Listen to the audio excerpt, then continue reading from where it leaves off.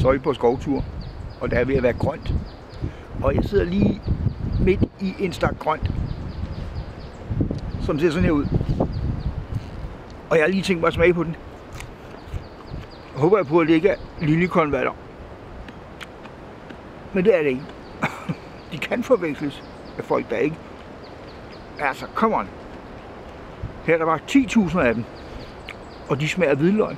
Fordi det er ramsløg. Og det er højsæson. Her. Slutningen af marts. Starten af februar. Starten af april. Til hen i maj. Sådan er det.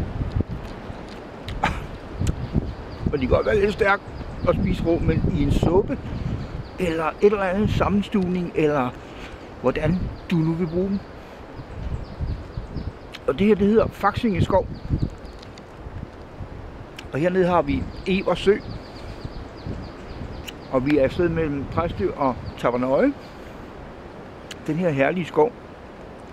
Tæt på Idrætshøjskolen Bosæ.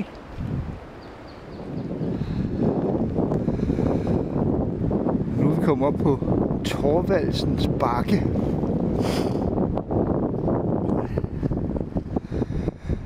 Jeg tror, vi er sådan noget, der ligner 61 meter over havet.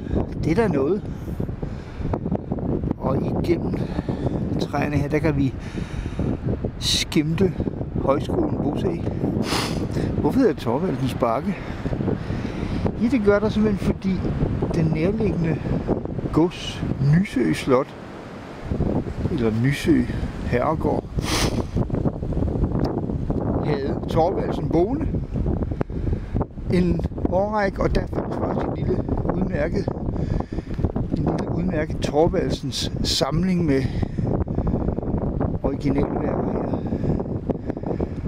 Det her, det er mountainbikerskov, ikke? Og så de her stier der, det er helt klart. Der har vi en af dem.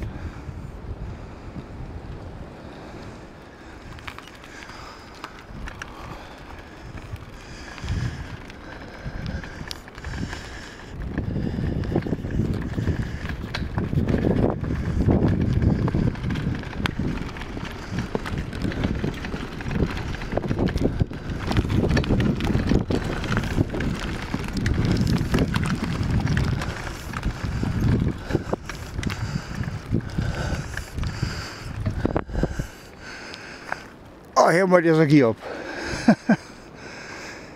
Udsigt over Evers Sø. Det her havørnene yngler og holder til. Og som der står på et skilt lidt længere henne, de har brug for ro og fred.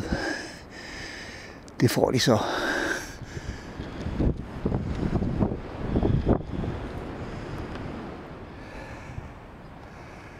Den her iglo her, den er måske ikke helt vant til.